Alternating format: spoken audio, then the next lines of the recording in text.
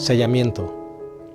A lo largo de la Biblia y en los tiempos antiguos siempre se ha utilizado un sello para validar autenticidad, propiedad, contenido. Dios siempre lo ha utilizado.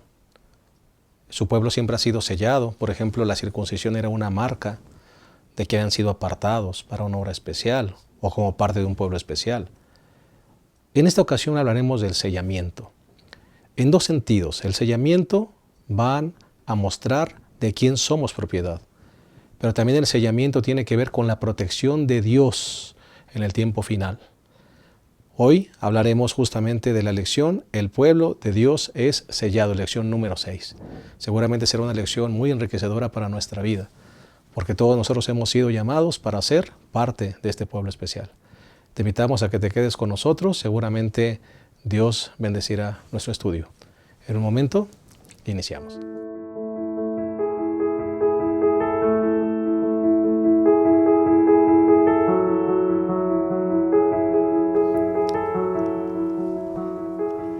Estamos contentos de poder iniciar el repaso de esta lección número 6. El pueblo de Dios es sellado. Agradecemos a nuestros dos colegas que estarán con nosotros participando de esta mesa de diálogo. El pastor Francisco Ramón de Dios, uno de los pastores nuestros de este campo, titular del distrito de Narvarte. Gracias por estar aquí, pastor. Gracias, pastor. Muchas gracias, pastor Abraham, por estar también aquí en este repaso de la lección. Gracias, pastor. Listos para la lección número 6. Claro que sí. Vamos a hablar un poquito del sellamiento y si les parece bien vamos a hacer una oración antes de poder iniciar. Oremos. Cariñoso Padre, queremos pedir tu dirección. Estamos tratando con asuntos sagrados, asuntos proféticos. Necesitamos de tu dirección para que todo lo que digamos, Señor, sea conforme a tu voluntad y pueda fortalecer nuestras vidas y fortalecer la fe de tu pueblo para tu pronta venida. Amén. Bendícenos, Señor, en este repaso, en el nombre de Jesús. Amén. Muy bien, el bosquejo que vamos a seguir: un pueblo protegido, un pueblo apartado y un pueblo innumerable. Vamos a entrar directamente con el primer punto, que es un pueblo protegido. Pastor Abraham, pastor Francisco, bueno, se hace una especie de paréntesis en el capítulo 7. Entre el sexto sello y el séptimo sello hay una especie de paréntesis. Viene hablando la Biblia acerca de que Dios manda a sus ángeles a retener los vientos, y para realizar una obra especial de sellamiento. Hablemos un poquito acerca de esto, pastor Francisco. Gracias. Bien ha mencionado usted, pastor, que este paréntesis comienza con el segundo gran despertar religioso en la sociedad americana que ocurrió entre 1790 y 1840, más o menos cuando Dios empieza a levantar el movimiento adventista. ¿Con qué propósito? Por eso los ángeles están deteniendo los 4 vientos. Desde los 4 ángulos están deteniendo los 4 vientos que, de acuerdo a lo estudiado, los vientos siempre representan destrucción. Es decir, Dios va a traer sus juicios a esta tierra. Antes de que traiga sus juicios, el Señor está deteniendo los vientos. ¿Por qué? Porque viene un desenlace, pastor. Viene un desenlace, pero para que este desenlace sea un desenlace justo, es necesario que todos escuchen, que todos sepan el mensaje de salvación. Entonces el pueblo de Dios va a pasar por un trance muy difícil, va a pasar por una crisis, la gran tribulación. Y es por eso que el Señor los sella al pueblo de Dios. Usted mencionó en la introducción, pastor, de que Dios siempre ha sellado a su pueblo, y eso es verdad. Efesios 1:13 dice que el día que nosotros creímos fuimos sellados con el Espíritu Santo de la promesa. Entonces, en este desenlace, las personas tienen que tomar decisiones. El pueblo de Dios tiene que finalmente afirmarse en si vivir como pueblo de Dios y cumplir su misión o no. Pero cuando cumple una misión, da a las personas la oportunidad que tomen su lugar en este gran conflicto. Fuerzas destructoras, pastor, desenlace final. Si Dios no interviene, definitivamente nadie podría atravesar por ese momento de angustia. Así es, pastor. Por eso es que se necesita que haya una diferencia entre unos y otros.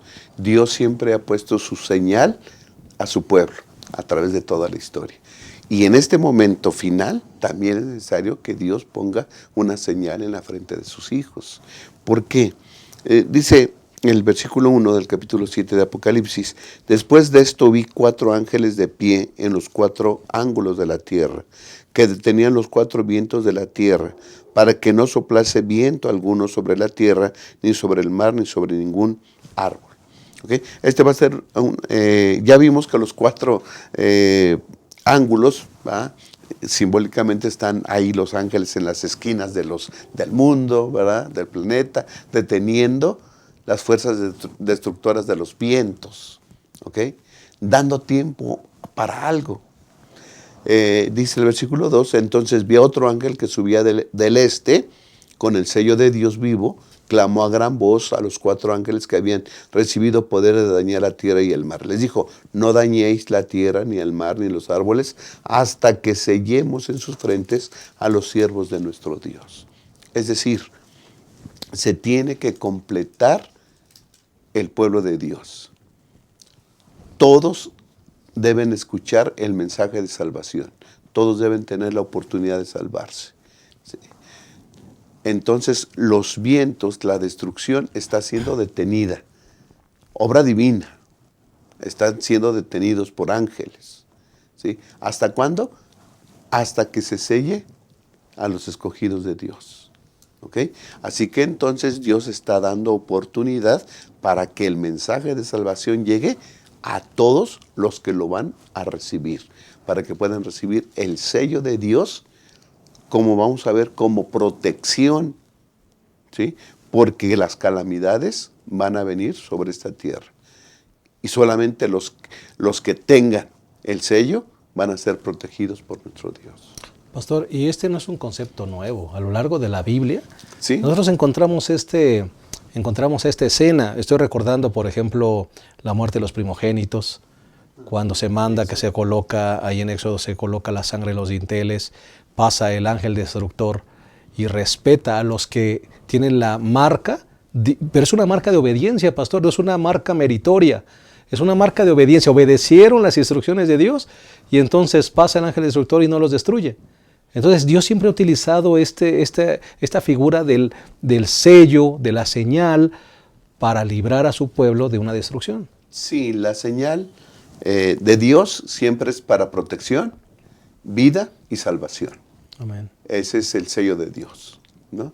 Y en Apocalipsis se marca un contraste con la marca de la bestia. Exacto. Es el sello de Dios, ¿no? Y ahorita a lo mejor tocamos un poquito acerca de eso. Pero sigue siendo una señal de obediencia. Sí, y además, pastor, yo creo que es necesario decir que este sello no es una marca visible, es un sello simbólico, tiene que ver con la determinación de una persona a permanecer fiel a Dios en toda circunstancia. Es una prueba de fidelidad. Cuando las personas deciden seguir al Señor, entonces el Señor los guarda, el Señor los aparta. Y cómo en su vida ellos se mantienen inamovibles, dice el comentario de la lección. Dice, ellos son inamovibles en cuanto a sus propósitos de ser fiel a Dios a toda prueba, a todo costo. Por eso es colocada en la frente, pastor. Sí, el hecho de que seas colocado en la frente sabemos que está el lóbulo frontal, donde está el asiento de la voluntad, donde se toman decisiones. Quienes reciben en su frente el sello de Dios es que han decidido conscientemente ser leales y obedientes a los mandamientos de Dios, a su santa ley. ¿Sí? Específicamente, dice la lección, estamos hablando, recordemos, en los días finales, ¿sí? Porque el sábado va a ser la piedra de toque en cuanto a fidelidad a Dios. ¿Sí? Que guarde los mandamientos de Dios, el que guarde el sábado, el día del Señor, pues es quien recibirá también el sello de nuestro Dios. Dios siempre ha sellado a su pueblo. Sí. Siempre ha habido una señal de que eres parte de un pueblo especial. Así es. Pero en el tiempo final, en el desenlace final de la historia, pastores, entonces el Señor sellará a su pueblo para ser distintivo. Es correcto. Así es. Tiene que ver con obediencia, tiene que ver con mandamientos, tiene que ver con sábado. Así es. ¿Es correcto, pastor? Sí, pastor, gracias. Es importante recalcar esto porque todo esto tiene que ver con el triple mensaje angélico. Primero que nada, Apocalipsis 14. En Apocalipsis 14 todavía el sello de Dios es todavía Dios no ha terminado de sellar. Todavía no ha terminado de sellar. Isaías capítulo 8 versículo 13 dice: ata la ley y sella el testimonio entre mis discípulos. Es decir, todavía las personas que no están en armonía con la ley de Dios van a recibir la oportunidad de responder. Y por eso se les llama a que adoren al Creador de los cielos y la tierra. ¿Por qué? Porque el mensaje del segundo ángel dice: el sistema religioso, el sistema de engaño ha caído, o sea, ya se reveló. Por eso advierte, no permitan que sus engaños los lleven a que ustedes reciban la marca de la bestia. Es por eso que el pueblo de Dios es llamado a un compromiso, a cumplir la ley de Dios. Y estos, como dijo el pastor Abraham, se refleja claramente en la observancia del sábado, que será a la piedra de toque en el conflicto final. Ahora, pastor Abraham, será una piedra de toque porque el hecho de tener el sello de Dios o la marca de la bestia determinará muchas cosas también. Determinará si puedes adquirir cosas, si puedes comprar, si puedes vender, si puedes inscribir a tus hijos, si no lo puedes hacer. Así que es un momento crucial en la historia y el desenlace de este mundo. Sí, pastor, nos acercamos al desenlace del gran conflicto. Así es. Entonces son momentos especiales donde el pueblo de Dios debe ser auténtico. Por eso se pone el sello. El sello es símbolo de autenticidad, Sí. de propiedad, de protección. Los que reciben el sello de Dios, dice, hasta que los siervos de Dios siervos de nuestro Dios, sean sellados. Es decir, ellos ya hicieron su decisión por el Cordero. Ellos ya siguen al Cordero y se pone el sello sobre ellos, ¿sí? Como auténticos, porque han hecho su lealtad, hacen su lealtad hacia el Cordero. Pero en estos momentos finales necesitan el sello de Dios como símbolo de protección, porque van a pasar momentos muy difíciles. De eso estamos hablando, ¿no? De protección. Ahora, vale la pena decir que ese tiempo de gracia, donde se están deteniendo esos vientos de destrucción, son momentos que uno debe aprovechar también, pastor. Sí. ¿Para qué tenemos que aprovecharlo? Cumplir la misión, predicar el triple mensaje angélico y nosotros mismos comprometernos a ser fieles a Dios, a vivir vidas que sean auténticas. Hay algo que yo quiero resaltar que, pastor, se decía cuando la lección habló acerca de los eventos del tiempo del fin. ¿Qué es lo más importante? No es lo que va a pasar. Lo más importante es tener una relación personal con Jesús. Amén. Y eso es donde nosotros tenemos que ahondar. De allí se va a desprender nuestra fidelidad a la Escritura. De ahí se va a desprender nuestra fidelidad al cumplimiento de la misión de la predicación del mensaje. La buena noticia es que todavía hay gracia. Amén. Y la buena noticia es que todavía nosotros podemos compartir con los que más amamos este mensaje precioso de salvación. Que por su gracia nosotros podamos vivir de acuerdo al mensaje que nosotros predicamos. Amén. Por eso el mensaje, detengan los vientos.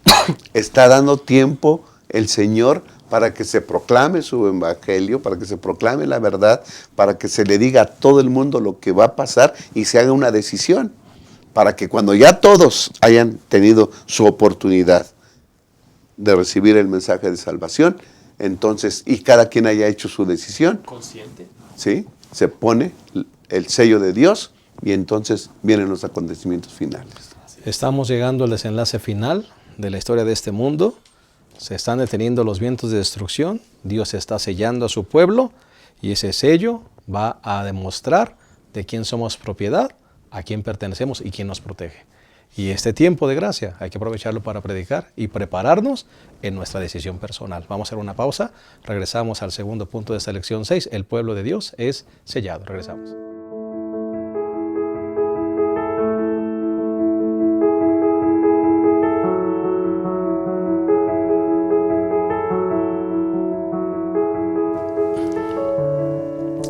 Bien, estamos de vuelta, estamos analizando la lección número 6, titulada El pueblo de Dios es sellado. Ya analizamos el primer punto, que tuvo que ver con un pueblo protegido, y vamos a hablar ahora del segundo punto, que es un pueblo apartado, un pueblo sellado. Pastor Abraham, Pastor Francisco, tenemos que ahora nosotros tratar de identificar quiénes son estos 144,000. ¿Verdad? Es bueno ver cuáles son sus características, pero partamos desde que la Iglesia ha creído por mucho tiempo que este número de los 144,000 no es un número literal, sino un número simbólico. Pastor. Y estamos en esa línea, Pastor. Los 144,000 es un número simbólico que representan a la totalidad del pueblo de Dios. Hay razones por las que nosotros creemos que es un pueblo simbólico. Primero que nada, porque las 12 tribus que se enlistan en Apocalipsis 7 no concuerdan con las tribus que aparecen en Números y que aparecen en Ezequiel. Hay 2 tribus que no aparecen, y claramente es por la apostasía de estas tribus, Dan y Neftalí, y Efraín. Y Efraín, que no aparecen en esta lista. Y Judá aparece en lugar de Rubén. Y Judá aparece encabezando la lista en lugar de ¿quién? De Rubén. Es decir, nosotros podemos pensar que es un número simbólico, por los elementos que nos dicen que esto es así. Rapidito, pastor, fíjese que el viernes pasado platiqué con un judío sefardita y yo le pregunté de qué tribu es, y él me contestó, honestamente, yo no sé, ni mi familia sabe. Eso quiere decir que no tiene que ver con un número, ¿qué cosa? Literal. Tiene que ver con un número simbólico, que se está compuesto por la totalidad del pueblo de Dios, judíos y gentiles a través de todos los tiempos. No es un grupo elitista, no es un grupo aparte. Como iglesia creemos que es un grupo, pastor, que abarca la totalidad, judíos y gentiles, totalidad de redimidos. Sí, pastor, ya hemos dicho que es un número simbólico. El 12 nos habla acerca de el 12 es un símbolo del pueblo de Dios. Y que se repita, ¿verdad? 12 por 12 por 1000, quiere decir que abarca la totalidad del pueblo de Dios a través de todas las épocas, de todos los tiempos. Además, la lección dice que las tribus de Israel eran 12. Por eso nos hablan acerca de que el 12 representa al pueblo de Dios. Y la iglesia se edifica sobre el fundamento de los apóstoles, que eran 12. Así que entonces por medio de eso podemos deducir que es el símbolo del pueblo de Dios en la totalidad a través de todos los tiempos. Y un punto más también, pastor, perdón que te interrumpa. Se dice que van a ser tomadas de las tribus, pero esas tribus pues ya no existen. Ya no existen, lo que decía el pastor. Un judío no sabe ni de qué tribu es. Así que esas tribus ya no existen. Nosotros sabemos por la historia, por la Biblia, que las 10 tribus del norte pues fueron cautivas por los asirios, se los llevaron y ahí se mezclaron con otros y desaparecieron, ¿no? Y los que podemos decir que continuaron con el pueblo, siendo representantes del pueblo de Dios, pues fueron las 2 tribus, ¿no? La de Judá y la de Benjamín, ¿ok? Las 2 tribus ahí que continuaron. Pero pues ni siquiera eso, ya no existen pues esas tribus, no, por eso podemos decir que no es una lista literal pues, ¿sí? Y el hecho de que no aparecen Dan y Efraín, pues es que fueron tribus que se volvieron apóstatas totalmente, ¿no? En Dan se estableció desde un principio de la monarquía un becerro ahí para que lo adorara, y entonces todo el pueblo se desvió. Por eso, como ya dijimos, las 10 tribus del norte se las llevaron cautivas a Siria. Así que los 144,000 es un número simbólico que simboliza la totalidad del pueblo de Dios a través de la historia. Del Antiguo y del Nuevo Testamento. ¿Así? Del Antiguo y del Nuevo Testamento. Y me llama la atención, pastores, ahora las características de este grupo. Las características son fantásticas. Comienza hablando de ellos en Apocalipsis 7 y continúa hablando de ellos en Apocalipsis 14. Y ahí se mencionan algunas características que me parece vale la pena dedicar tiempo, ¿verdad, Pastor Francisco? Sí, Pastor, gracias. Apocalipsis 14:4 dice que no se contaminaron. Es decir, son este grupo, los 144,000, aceptaron el mensaje de Dios y no escucharon otros mensajes, o sea, no se contaminaron con otros mensajes. Ellos atendieron el mensaje de salvación, por gracia, la fidelidad a la ley de Dios. Es decir, ellos se mantuvieron como un grupo especial, leales a la palabra de Dios, leales al Cordero, leales a Dios. Es importante resaltar esto, ya lo hemos dicho en otras lecciones, Pastor Abraham, que esto no tiene nada que ver, cuando dice que no se contaminaron con mujeres, no tiene que ver con celibato, no tiene que ver con que la sexualidad es algo sucio, no tiene que ver con sexualidad física, no se contaminaron con mujeres, está hablando también desde un aspecto espiritual. Sí, pastora, aquí se aplica el término adulterio espiritual, ¿no? ¿Qué es el adulterio espiritual? Pues aceptar doctrinas falsas, aceptar pensamientos, filosofías falsos y vivirlos, ¿no? Estos son leales al Cordero, son leales a la verdad, Amén. Son leales al Evangelio, ¿sí?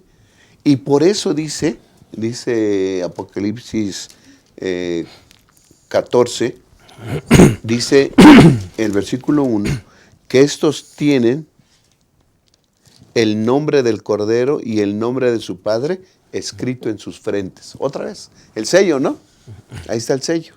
¿Por qué? Porque ellos conscientemente, ¿sí?, aceptan la verdad que es Cristo Jesús, el Cordero, ¿no? Lo aceptan aquí. En contraste con Apocalipsis 17:5, dice que en su frente tenía escrito un nombre, un misterio, la gran Babilonia, madre de las rameras y las abominaciones de la tierra. Esto es un poder en contraste con Dios. Estos hablan mentira. Estos dicen, no sostienen la verdad. Y también dice que tienen un nombre, pero blasfemo en su frente. Es decir, estas personas, este poder, enseña mentiras, blasfemias, que van en contra de Dios. Lo importante es que los sellados tienen el nombre del Cordero y de su Padre en su frente y han aceptado la verdad, pastor, y la viven, la aceptan y la predican. Pastor Abraham, fíjate que me llama la atención algo. Estamos hablando de un conflicto final en el desenlace final de la historia, donde habrá dos marcas. Así es. Pero pastor, todo comienza con una decisión, desde ahora. No necesitamos estar en medio de un gran conflicto para tomar decisiones en favor de Cristo y de su verdad. Te lo estoy diciendo porque puede haber de repente alguien viéndonos diciendo, bueno, yo soy adventista, yo soy cristiano, yo sigo el evangelio, soy adventista del séptimo día, pero practico yoga, por ejemplo. O de repente me voy a un culto carismático, o de repente ando viendo el horóscopo, no sé, pastor. Pero todo comienza con pequeñas decisiones que al final determinarán la gran decisión final. Sí, pastor. Por eso es que dice que también una característica de ellos es que no se halló engaño en su boca, mentira en su boca. ¿Por qué? Porque están basados en la verdad. ¿Y cuál es la verdad? Cristo y su palabra. Amén. Esta es la verdad. Entonces, nuestra vida debe estar ajustada y sustentada en la santa palabra de Dios. Santifícalos en tu verdad, tu palabra es la verdad. Entonces, esta es la salvaguarda para cualquier doctrina, para no caer en adulterio espiritual del cual estamos hablando. La segunda característica, siguen al Cordero. Pastor, gracias. Cuando hablas de siguen al Cordero, algunos comentaristas dicen que, bueno, hacen referencia a Mateo 18:28, cuando Jesús está hablando con sus discípulos, le dice, ustedes que me han seguido se sentarán conmigo en mi trono, como yo me he sentado con mi Padre en su trono. Es decir, tiene que ver con un asunto de discipulado. Y cuando tiene que ver con un asunto de discipulado, no solamente tiene que ver con decir yo soy discípulo de Jesús, sino que siguen al Cordero, se refiere a que ellos están dispuestos a ajustar su vida de acuerdo al ejemplo que el Cordero ha puesto delante de ellos. Y si nosotros recordamos la vida de Jesús, fue una vida de obediencia y lealtad al Padre y a su palabra. Es decir, alguien que sigue al Cordero está dispuesto a dejar de pensar en su propio bienestar y empezar a ver lo que la palabra del Señor dice y poner su vida en armonía con lo que dice la palabra del Señor. ¿Hasta qué punto? Hasta el punto del martirio. Es decir, de ofrecer su vida en ofrenda a Dios por mantener su fidelidad.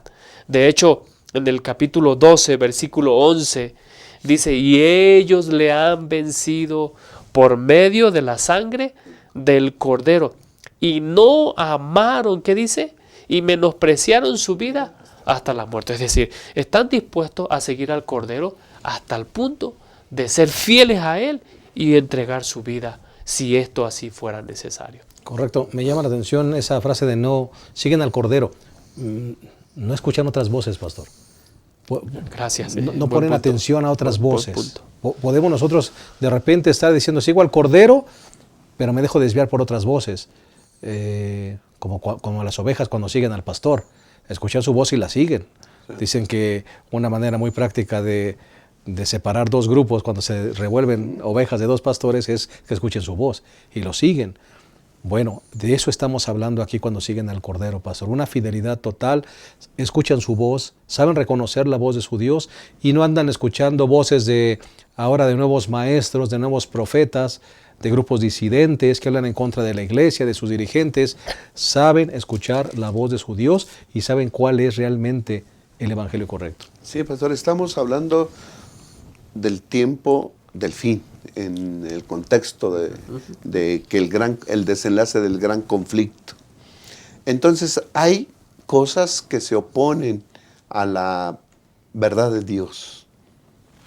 Hay doctrinas, hay filosofías, pensamientos que van en contra de la voluntad de Dios. Por ejemplo,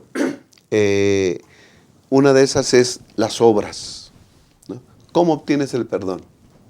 Bueno, puedes irte hincado de cierta distancia, puedes rezar ciertas cosas, ¿sí? Cuando la palabra de Dios nos dice que la salvación es por gracia, por lo que el Señor Jesús hizo por nosotros en la cruz del Calvario. Entonces, esa es una verdad que hemos de seguir, ¿sí? Y no nos contaminamos con otras doctrinas. Además, la observancia del sábado, ya hemos dicho, va a ser la piedra de toque de esto. El mundo se va a unir en una sola verdad, según ellos, de la observancia del día domingo. El sábado va a ser la piedra de toque. Es necesaria la fidelidad en ese momento, porque todo el mundo va a estar en contra de lo que dice la palabra de Dios. Los sellados, ¿sí?, se mantendrán fieles al Cordero y lo van a seguir. Y si es necesario dar su vida, la van a dar. Lo harán. Porque han seguido al Cordero por donde quiera que van, ¿sí?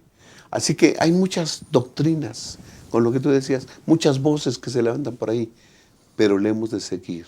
Además dice que son sin mancha, ¿sí? Es la tercera característica, son sin mancha.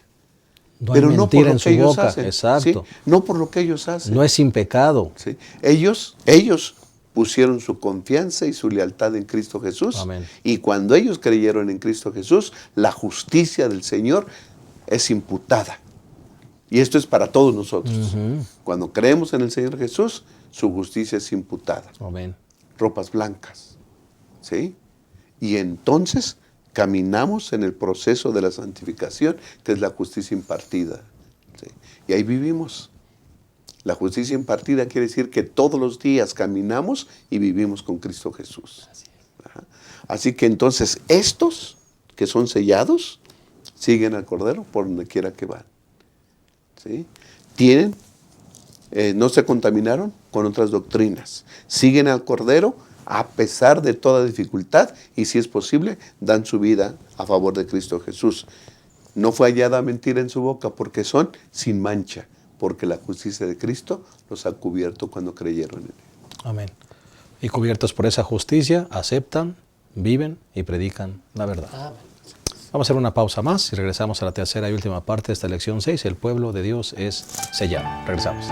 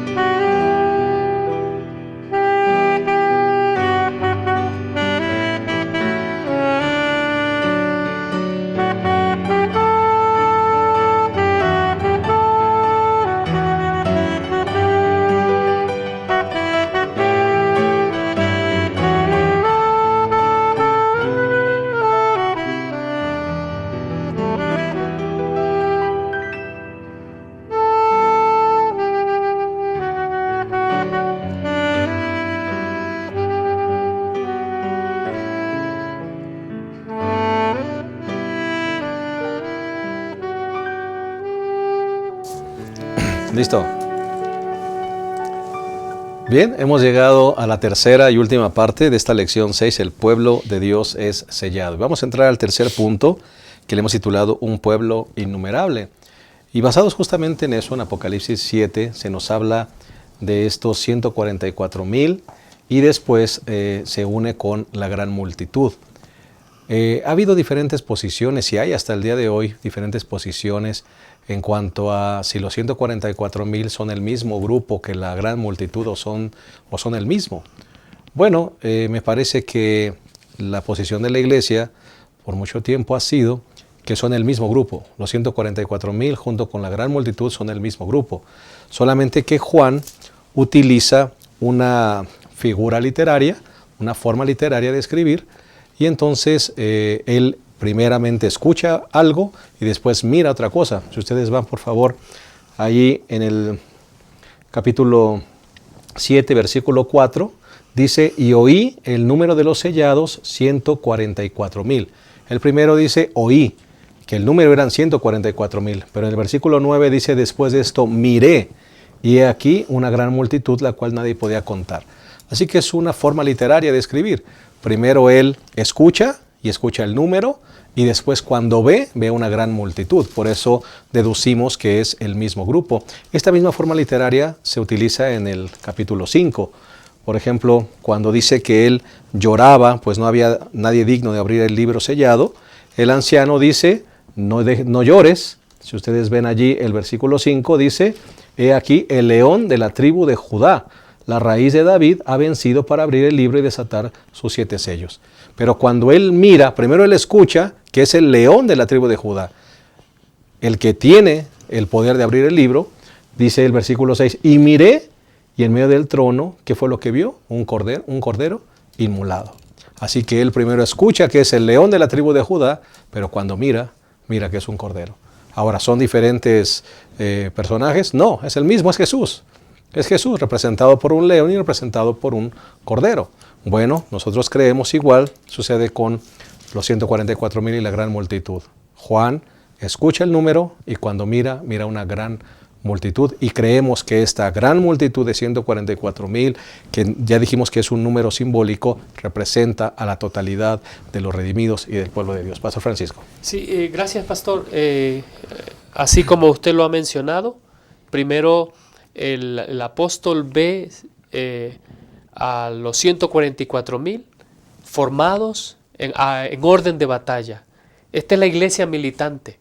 Tenemos que recordar que en el capítulo 4, versículo 1, a Juan se le dice, sube acá y yo te mostraré las cosas que sucederán después de esta. Cuando a Juan se le muestra a los 144,000, ellos están listos para cumplir la misión. Entonces, lo que va a ocurrir en el desenlace final de la historia de este mundo es lo que el Señor les da las garantías de que en esta batalla entre el bien y el mal no depende de sus fuerzas, no depende de quiénes son ellos, sino quién es el que lo dirige y la misión que ellos tienen que cumplir. Por eso el Señor los presenta como sellados. Es decir, ellos van a cumplir su misión. Ya después en el capítulo 9, en el versículo 9, perdón, pastor, lo que usted leyó, entonces ya se le presenta a la iglesia ya triunfante, al pueblo de Dios triunfante. ¿Por qué? Dice que se los presenta en el versículo 9, después de esto miré y vi una gran multitud, la cual nadie podía contar, de todas las naciones de tribus, lenguas y pueblos, y estaban delante del trono y en la presencia del Cordero, vestidos de ropas blancas y con sus palmas en sus manos. Es decir, este grupo primero está preparándose para la batalla, y en el versículo 9 ya salieron de la batalla. Ya están con vestiduras blancas, aparecen victoriosos para honra y gloria del Señor. Amén. Pasaron la gran tribulación, dice más adelante. Sí. Fueron fieles, dice el versículo 13, 14. Estos son los que han salido de la gran tribulación, han lavado sus ropas y las han emblanquecido en la sangre del Cordero. Una iglesia triunfante, pastor. Sí, pastor. Una iglesia triunfante, pero lo que se acaba de mencionar es importante. Porque emblanquecieron, han lavado sus ropas y las blanquearon en la sangre del Cordero. Amén. El ser humano no tiene ningún mérito, pastor.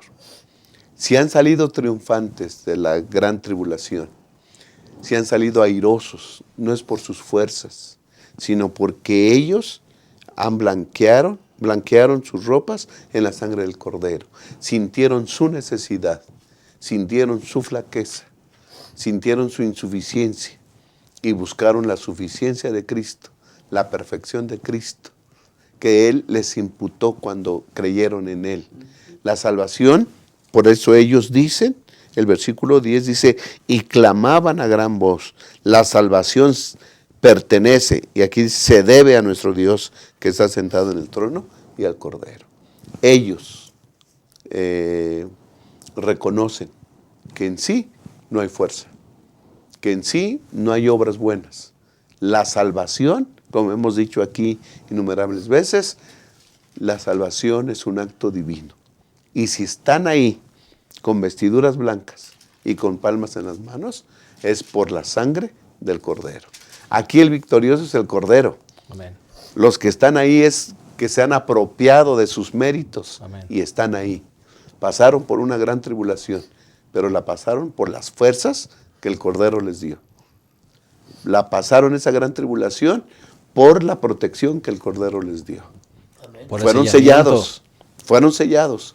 Dios los protegió y pudieron pasar incólumes de toda esta gran prueba y esta gran tribulación. Y ahora cantan al Cordero y al que está sentado en el trono. Y que la honra y gloria sean para ellos también. Amén. Pastor Francisco, Sí. definitivamente son temas controversiales, pero yo creo que más que enfocarnos en las controversias de posiciones teológicas, creo que lo que más debemos resaltar es lo que el Cordero hace en favor de su pueblo. Amén. Y que al final esta iglesia militante que se convierte en la iglesia triunfante estará con palmas en las manos, vestiduras blancas, alabando al Cordero por toda la eternidad. Así es, pastor.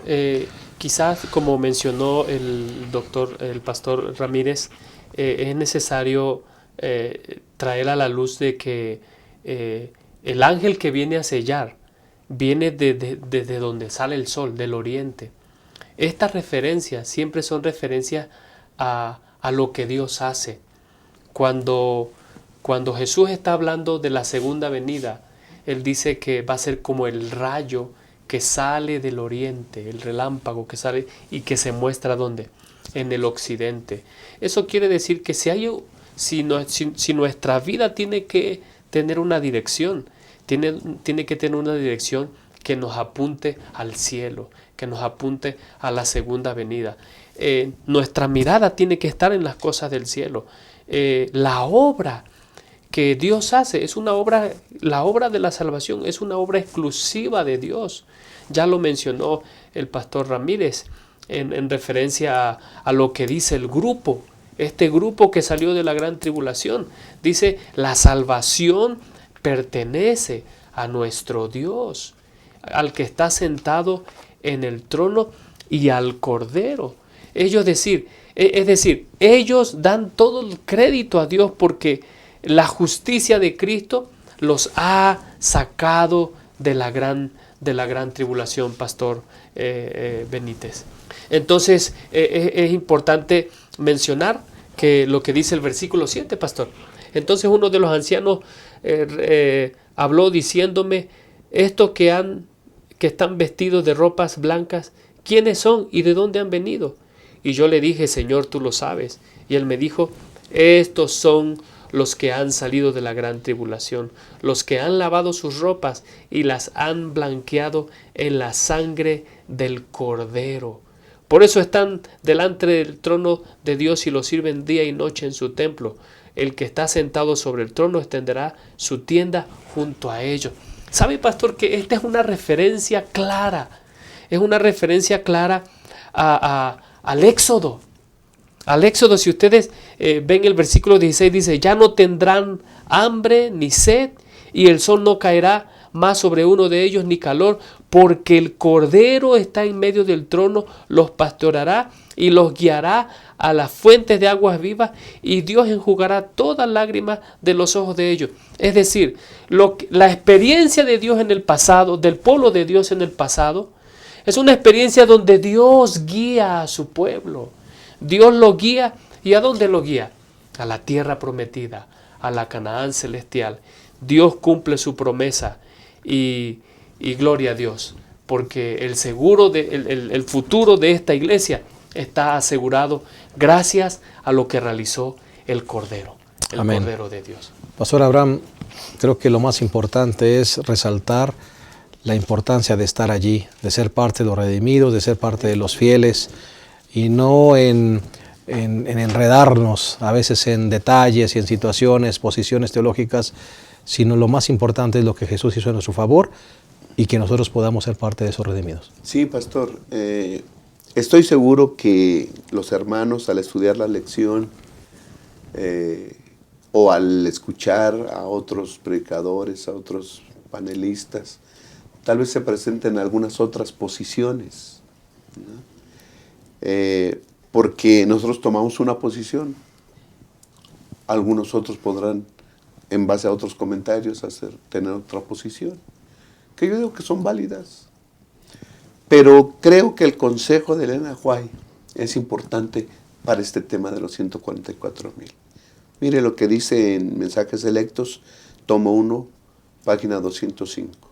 No es su plan que los suyos presenten algo que tengan que suponer, que no está enseñado en la palabra.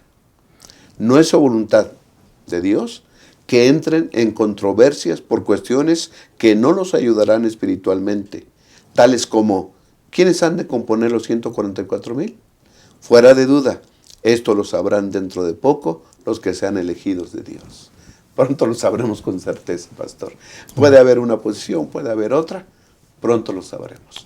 No son estar investigando esto, aquello, no nos ayuda espiritualmente.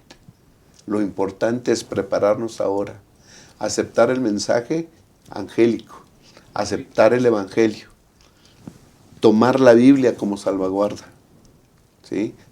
Que Dios nos santifique a través de su santa palabra, que podamos, por la gracia de Dios, tener el sello de Él en nuestra frente, convencidos totalmente que Cristo es nuestro Salvador, que podamos seguirlo a pesar de cualquier circunstancia que pueda suceder. Y si es necesario llegar a dar la vida, que lo podamos hacer. Amén. Creo que es lo más importante ahora.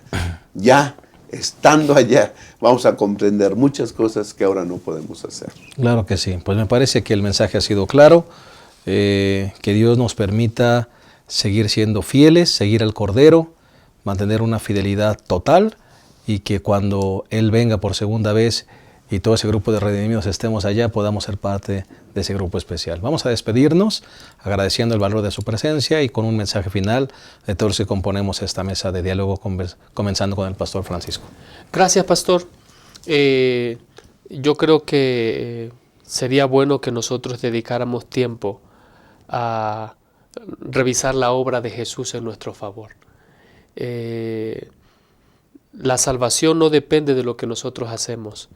La salvación ya Jesús la logró. Lo que a nosotros nos toca es que nadie nos robe el precioso tiempo de que nosotros tenemos, que la vida nos da, que Dios nos da cada día para definir nuestras prioridades en la perspectiva, en base a nuestra relación con Jesús. Si hay algo que nosotros tenemos que hacer es profundizar nuestra relación con Cristo Jesús, nuestra relación personal con Cristo Jesús, pastor. Ese sería el mensaje final para esta lección. Muchas gracias, pastor Francisco. Pastor Abraham.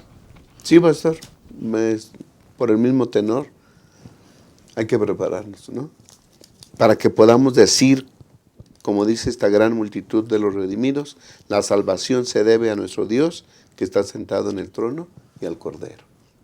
Cuando reconozcamos que nosotros no hay ningún mérito y reconozcamos que la salvación es por gracia, estaremos en buen camino y dependeremos totalmente de Cristo Jesús. Amén. Creo que eso es lo que debemos Amén. hacer. Hermano, amigos que nos miran, no nos confundamos. Si un día tú y yo si un día vamos a estar allá en el reino de los cielos, alabando al Cordero por la eternidad, no será por nuestros méritos, no será por nuestra perfección humana, no será porque fuimos buenas personas, será porque el vestido de la justicia de Cristo fue colocado en nuestra vida. Él lo ganó, Él nos lo dio, ¿verdad? Y por eso tendremos acceso al reino de los cielos. Que esto sea una realidad de nuestra vida. Te esperamos la próxima semana en un repaso más de nuestra lección. Gracias por habernos acompañado. Que el Señor les llene de bendiciones. Hasta la próxima. La sexualidad es un tema muy controversial que hoy se habla en muchos ámbitos, pero no siempre desde los mejores puntos de vista. ¿Qué sabemos sobre la homosexualidad? ¿Qué podemos decir los cristianos al respecto? En este caso, GEM Editores tiene 3 extraordinarias obras para ti que te ayudarán a establecer un mejor criterio sobre este tema. En primer lugar, quiero recomendarte La homosexualidad en la historia y en la Biblia. Esta es una obra muy buena elaborada por el Instituto de Investigaciones Bíblicas de la Asociación General de los Adventistas del Séptimo Día. Esta obra nos habla acerca de la historia de la homosexualidad y en los tiempos bíblicos y cómo podemos abordar los pasajes de las Escrituras que hablan sobre el tema de la homosexualidad. En segundo lugar, quiero presentarte La homosexualidad, la Biblia y la Iglesia, también una obra desarrollada por el Instituto de Investigaciones Bíblicas de la Asociación General que nos ayuda a abordar cómo los cristianos podemos responder hoy al tema de la homosexualidad. ¿Qué podemos hacer al respecto? Es una obra breve, pero muy puntual y muy importante para que tú y yo la leamos en este tiempo. Y en tercer lugar, esta es una obra que se llama Homosexualidad, un viaje sin retorno. Es decir, este es un análisis psicológico de cómo una persona que tiene esa tendencia puede enfrentarse a ella. Si acaso este es un asunto que se puede revertir o qué se puede hacer al respecto desde una perspectiva cristiana. Son 3 grandes obras que nos ayudan a ampliar nuestro criterio al respecto y a ofrecer respuestas prudentes, sabias y sobre todo bíblicas que nos ayudan a abordar este tema en una época que nos está demandando respuestas al respecto. Como editor quiero invitarte a que las leas y las adquieras en tu librería de Gema Editores hoy mismo.